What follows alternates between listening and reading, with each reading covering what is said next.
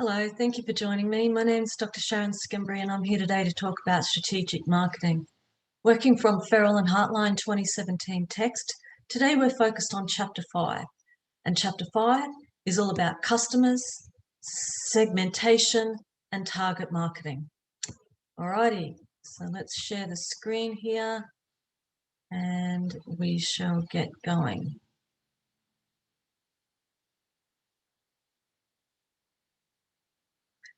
Okay,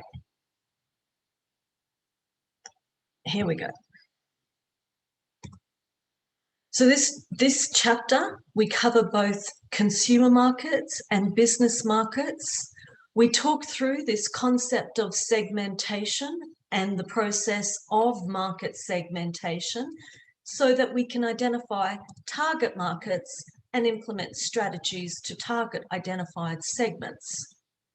Right, so we start with the question of what is a market? According to Ferrell and Hartline, we consider markets as individuals, institutions, or a group of people that have similar needs and can be met by a specific offering. The idea is to identify specific customer needs and design marketing programs to satisfy those needs. So in order to do this thing called segmentation and target marketing, organizations ideally should understand their current and potential customers. They should know their customers' motivations, behaviors, needs, and wants. And by having this depth of understanding of customers' needs and wants, this is how the firm becomes successful. Right, so let's begin with consumer markets. We need, as astute marketers, we need to recognize that consumers are often irrational and unpredictable. And according to marketing theory, they progress through 5 stages when they're in the process of making a decision to buy or not. So the thing with the and we're going to talk through those 5 steps that consumers use in their decision-making process. The thing is that these 5 steps don't always happen in sequence. Consumers might be swayed by brand loyalty, for example, and there's parallel decisions that happen at the same time as the buying decision of a particular brand or product, like, for example, where to buy. So here's our 5 steps of the consumer buying process, the consumer decision-making process on purchasing. There's a recognition of need. For example, I'm hungry, I'm thirsty. Then there's an information search. Now, if the need that's recognized is slightly more complex than hunger or thirst, like, for example, I need a new computer or I need a new house, right? So the information search will be more extensive when the cost of the purchase is increased, when the risk involved increases, when the complexity of the decision increases. So once we recognize the need and then search for information with regards to this need, then consumers will turn to evaluating the alternatives that they've identified in order to decide about their purchase. After they've made the purchase, then there is a post-purchase evaluation process. And we're going to talk about each of these 5 steps in turn now. So beginning with need recognition. So consumer needs occur when the consumer's existing level of satisfaction and desired level of satisfaction are not the same. And need recognition can happen based on internal stimuli or external stimuli. Internal stimuli is, for example, hunger or thirst. External stimuli is, for example, an ad, a vending machine in front of you, maybe a segment on Better Homes and Gardens, okay? So in contrast to consumer needs, we as marketers need to understand that sometimes it's not what consumers need, but it's what they want. So consumer wants are about a desire for a specific product that will satisfy their need. So this is where brand loyalty comes into effect, and we as astute marketers need to have a depth of understanding of consumer needs and also consumer wants. Then we can also talk about consumer demand.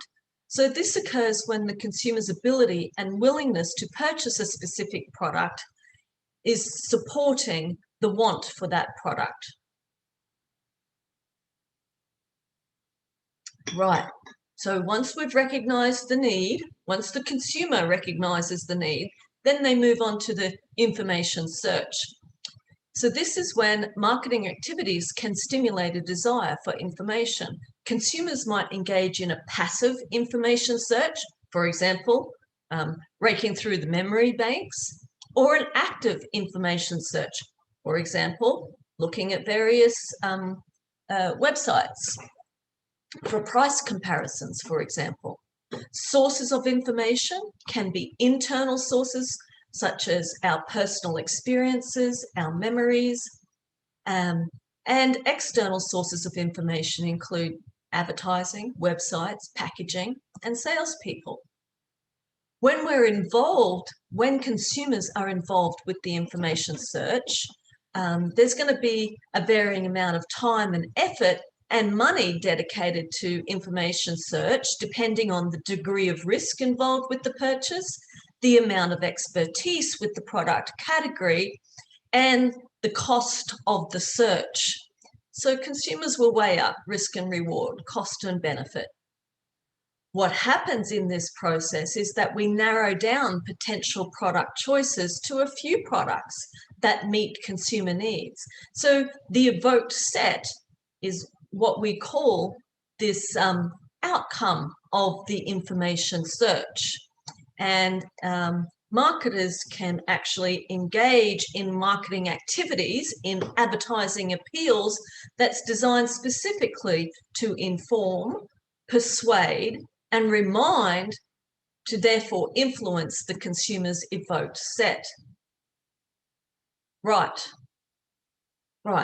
Now we've moved through from the problem recognition stage through the information search stage. Now we're at the evaluation stage. And this is where consumers are evaluating products as bundles of attributes, as bundles of product features. And each attribute will have a different level of importance, right? So you think about a purchase that you've made recently. What was the most important thing about that product for you? Were you price sensitive? Was price the most important product feature, the most important attribute for you? Or was quality the most important product feature or attribute for you in that purchase? So what we see is that consumers prioritize choice criteria during this evaluation process. Important considerations here are that for a product to be evaluated as an alternative, it must be part of the consumer's evoked set. And astute marketers will have a depth of understanding of what are the choice criteria that consumers are using for a particular purchase, or maybe for a particular product category. So marketers can design their programs, their campaigns, around the objective to change or influence the consumer's choice criteria. Similarly, marketers can seek to influence consumers' opinion about a particular product or brand image. Now, what happens at the purchase stage, right? So this is the fourth of 5 steps. The fourth of 5 steps. Unforeseen circumstances happen when the consumer is thinking about buying a product. Marketers can overcome these factors by, for example, providing enough information to reduce the perceived risk involved with the purchase. Marketers can ensure that the purchase process is indeed user-friendly, and marketers can find creative solutions to unexpected problems. Of course, key issues involved with this stage of the purchase decision for consumers is that the product must be available. It's got to be on the shelf, right? And there's also position utility to consider. So what is the value for the customer in purchasing this product more than the price? Okay, now we're at the fifth step, the post-purchase evaluation stage. And there's four possible outcomes at this stage. Hopefully, the consumer is delighted. Maybe they're satisfied. Unfortunately, sometimes they're dissatisfied. And at the other extreme to delight, we can talk about cognitive dissonance. So cognitive dissonance is when the consumer has made a purchase, they're in the post-purchase evaluation stage, and they're thinking, they're beating themselves up. No, I should not have spent this much money. No, I should not have bought this brand. I should have waited one more day so that the sales kicks in. The end of month sales kicks in, right? So that's cognitive dissonance. So there's a high likelihood of cognitive dissonance when we're talking about more expensive purchases, when we're talking about opportunity costs of rejected alternatives are high, and when the purchase decision is emotionally involved. Okay, now 4 factors that affect this 5-step consumer decision-making process is the decision-making complexity, individual influences, social influences, and situational influences. So let's talk about each of those.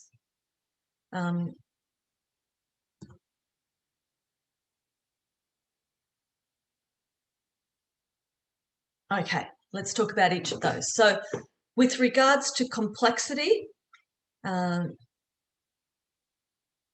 primary reason for variations in the buying process is complexity, right? So some of the variations that can occur in this buying process is that the 5 steps will overlap. Maybe the information search is happening at the same time as the evaluation of alternatives, for example, especially when we're talking about a highly complex purchase decision. Individual influences can also affect the consumer buying process. So our consumers' age, consumers' lifestyles, these are individual influences that can affect this step-through process of making a purchase decision. Social influences can include, for example, who we talk to. And of course, this includes social media activity. So this is where the influencers may have an impact on the consumer buying process. Situational influences include the amount of time and effort that's devoted to the purchase process. And common situational influences include physical and spatial influences. So for example, retail atmospherics, right? So the lighting in the store layout, the music that's piping through the store. If we're talking about online, the layout of the website, the click-through process, right? Another situational influence can include, for example, the salespeople that you talk to and whether or not they have got accurate, informed product knowledge. So if they're a very persuasive type of salesperson that you're speaking to, then maybe they can talk you up from this price bracket to the next. Or maybe they can influence you enough to switch from thinking about this brand to that brand. There's also temporal influences. So what we're talking about here, for example, consumers that are rushed or stressed, right? Or maybe hungry. This might influence their decision-making process. Already mentioned stress, right? So dispositional influences. And another situational influence is what's the purpose of their purchase, right? Are you buying this for a wedding, for a graduation, for a birthday? I mean, if it's your 25th birthday, then you might be more inclined to indulge and spoil yourself, for example. Or if it's your mama buying for your 25th birthday, then maybe she is more inclined to spend a little more, maybe spend more time and effort in the information search stage. Right, now let's switch gears. And now, instead of talking about consumer markets and consumer decision-making process, let's talk about business markets. There's 4 types of business markets, according to Farrell and Hartline. Commercial markets, right? So that's when your client is another organization. Reseller markets, so that's when you are buying from a manufacturer, maybe you're the wholesaler, and then you're on selling to the retailer. So reseller markets. Government markets, so this is when the state of Tennessee is your client, or maybe the USDA is your client, and there's an entire career path associated with serving government markets. And then institutional markets. This is, for example, when Fisk University is your client. Right. Now, there's unique characteristics involved with business markets. When we're talking about consumer markets, it might be just one individual that makes the purchase decision. Maybe it's a husband and wife that makes the purchase decision. Maybe it's a family unit that makes the purchase decision. But switching gears and talking about the business market, what happens inside an organization is that a team of people, a team of experts will make the decision in a collaborative and participative, consultative manner. So this team that makes the buying decision is called a buying center. And we might have, for example, the not only the engineer that's going to put the product to work in the factory, for example, but we'll also have the accountant on board. We might have the warehouse manager, as well as the finance officer. And there might be even factory workers that will be using the equipment that we're about to buy, that are involved with the buying center, at least some sort of representation of their voice at least. So the buying center is a group of people, a group of experts that will make the decision together. And part of what they will discuss is the hard and the soft costs involved with this buying decision. They may well also discuss reciprocity. So this is where the vendor that they are considering to purchase a highly technical piece of equipment from, maybe there is some way that the corporation can collaborate with this potential vendor in a way that they both mutually benefit. So mutually beneficial, reciprocity. You scratch my back, I'll scratch yours. So it's like, can they come to some sort of agreement where they both benefit? And then mutual dependence is also another characteristic of business markets, where the client and the vendor will be highly dependent on each other once the decision goes through. Okay. So in the consumer market context, we had 5 steps in the buying process, in the decision-making process about purchasing. In the business market, it's a little bit more complicated. We start with problem recognition again, but the information search stage is rather more complicated.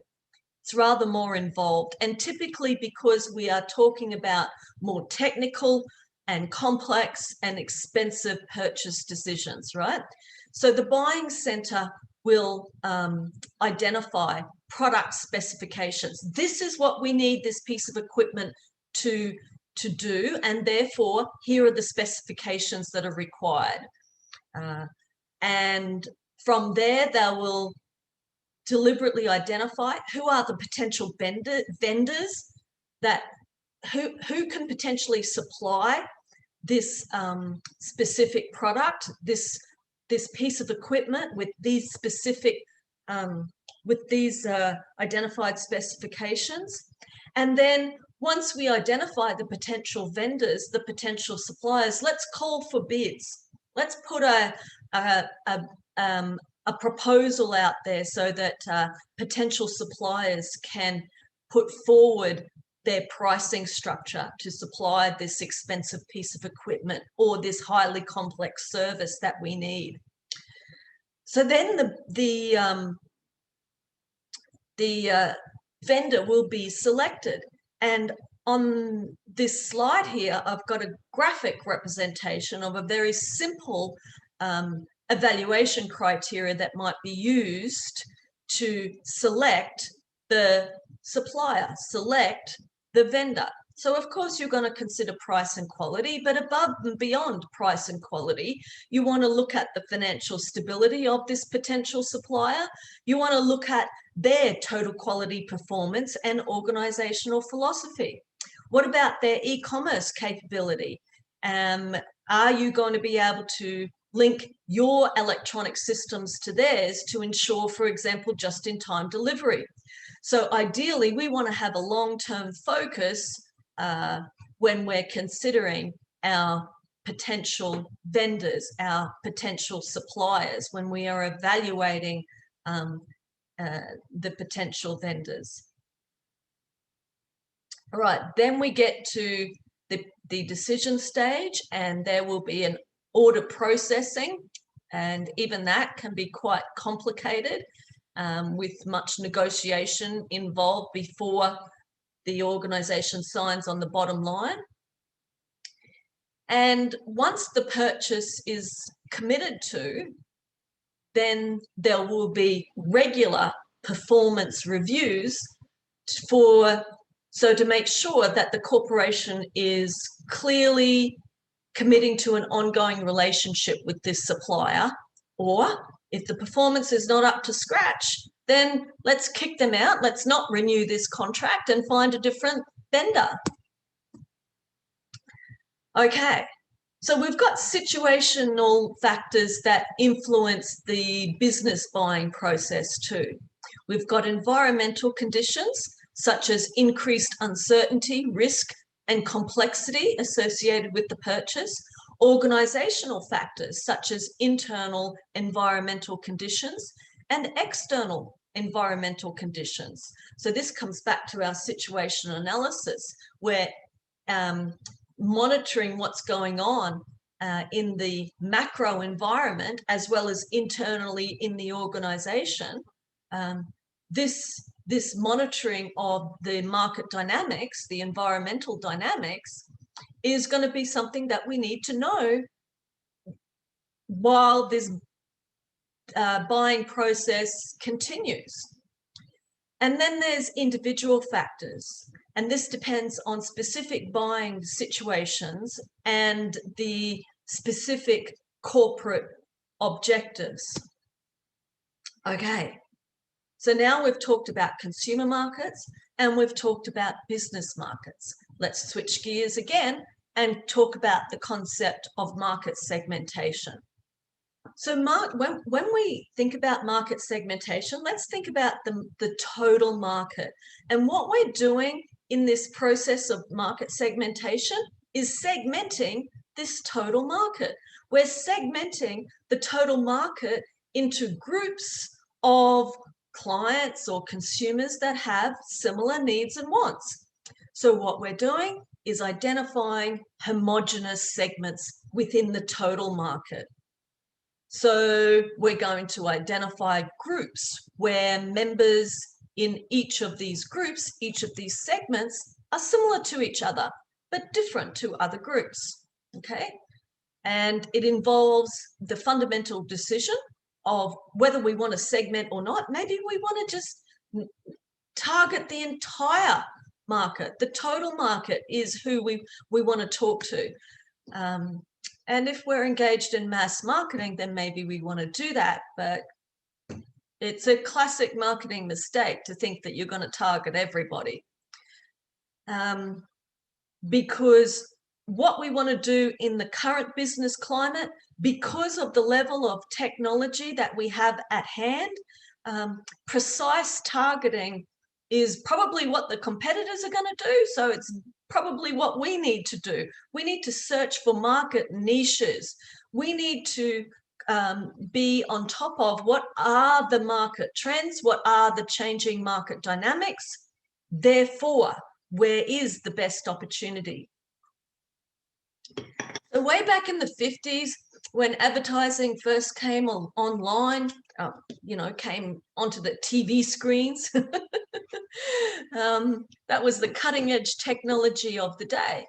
And all advertising and all marketing was mass marketing. So there was no segmentation way back when. And this mass marketing approach adopts an undifferentiated approach, right? So what does that mean? It means that there's no segmentation of the total market. They're looking at the total market as one whole market, and they're using one marketing approach, one product, one communication design for the entire market. So this works when the needs of the entire market are homogeneous, are similar. But it makes the organization, like I said, in today's climate, with today's technology at hand, the corporation that's engaging in mass marketing is really highly vulnerable to competition.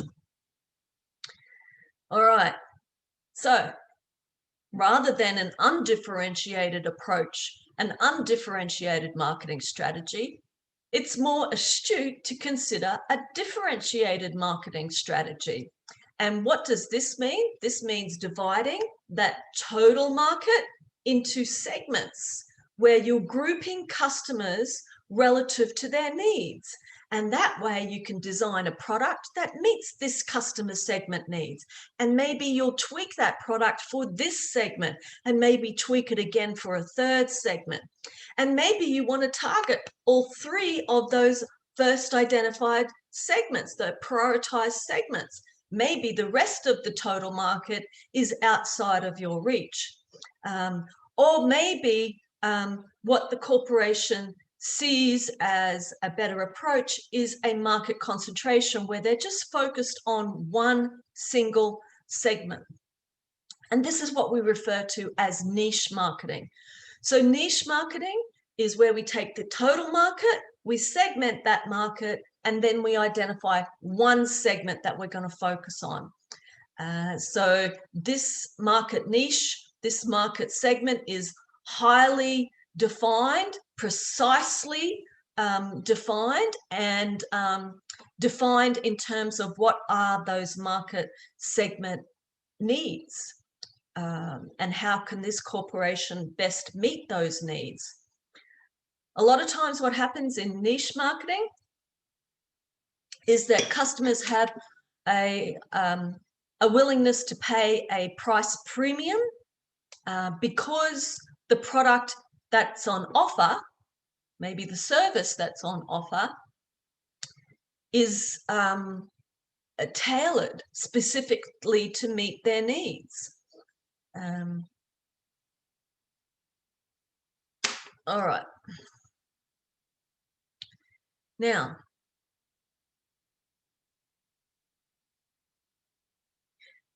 niche marketing, individualized segmentation approaches involve, for example, one-to-one marketing. So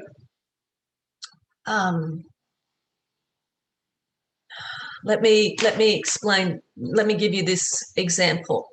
If we back up to the idea of mass marketing, where one product and one communication design is going to be used to target the entire market, that's a mass marketing approach, right? That's what Henry Ford did in 1910 with his T model Ford. And he said, you can have any color as long as it's black. Right. So that's mass marketing. When we look at Ford today, we don't see one product designed for the entire market. Instead, we see various Ford products that are designed to meet specific market segments. So this is a differentiated approach. We see the Ford trucks designed to meet a specific set of consumer needs. We see the Ford sedans designed to meet a different segment needs. We see the Ford SUVs designed to meet another segment needs, and the list goes on, right? So Henry Ford used an undifferentiated strategy. You can have the T model and any color you like as long as it's black. That's an undifferentiated marketing strategy. Whereas the contemporary Ford Corporation provides a differentiated marketing strategy. They use a differentiated marketing strategy to design and deliver a product to meet specific segment needs, right? Okay, now, prior to 1910, right, before Henry Ford put together the assembly line, he's known as the father of the assembly line, right? So prior to 1910, the automobile market was a market where every single vehicle that was put on the road was custom made according to one customer's specification. So of course it was very expensive. And this is why Henry Ford and his innovation of the assembly line and product efficiency was so cutting edge. But the handcrafted automobiles that were on offer in the late 1800s, and the early 1900s, this is an example of one-to-one marketing. In the contemporary market, we've also got examples of one-to-one marketing. For example, Rolls-Royce is a brand where they position on being a handcrafted vehicle made according to customer specifications. Another example is an architect designing a luxury house on, you know, a steeply sloped piece of land for a specific client. That's an example of one-to-one marketing. All right, so handmade products are example of one-to-one marketing, and architects are another example. Architecturally designed homes are another example of one-to-one marketing. Right, but in the contemporary marketplace, we have so much technology to help us that we, astute marketers, can use technology to enable us to customize our products on a mass scale, right? So this is an extension of one-to-one marketing. So for example, a customer that wants to buy a luxury vehicle, such as a BMW or maybe a Mercedes-Benz, you will get to nominate various features of your vehicle prior to the vehicle being commissioned. Similarly, you know, let's talk about housing, right? So, you know, you might have an existing house and you want a new kitchen, right? So cabinet makers, for example, might use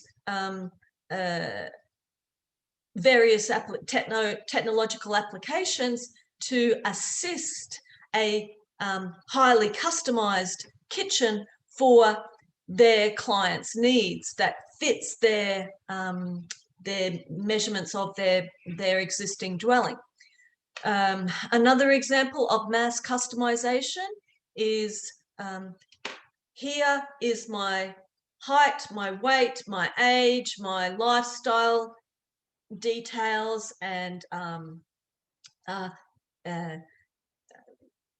therefore this is the specifically designed nutritional program to help you enhance your performance on the track and field, right? So technology, algorithms can help us to mass customize our products. Now, another way to segment, use individualized segmentation strategies, marketing strategies, is permission marketing. So here, customers are deliberately opting in to a particular product offer. And so that in that way, you're actually getting the customer to acknowledge that they are indeed interested in this product before then you roll out the communications for that particular product, for that particular segment. So it's what's known in the sales field as a qualified lead.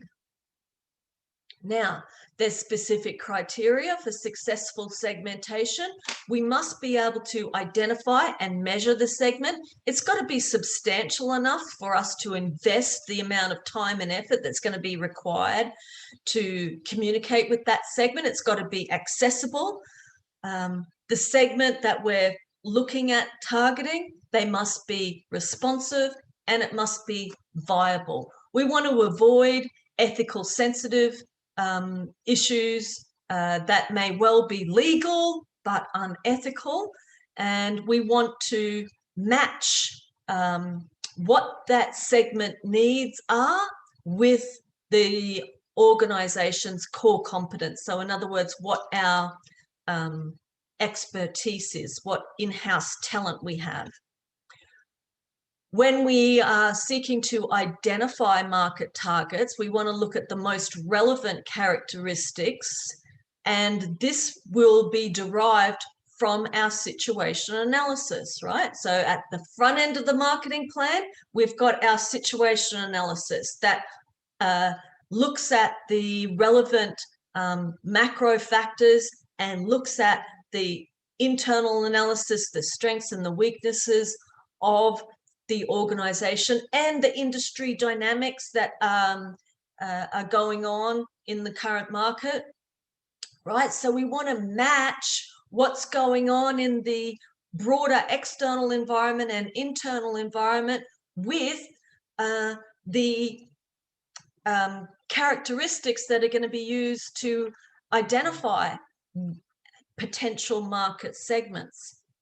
Now, because these market dynamics are changing, maybe that's going to make us revise our characteristics that we're using to segment the market.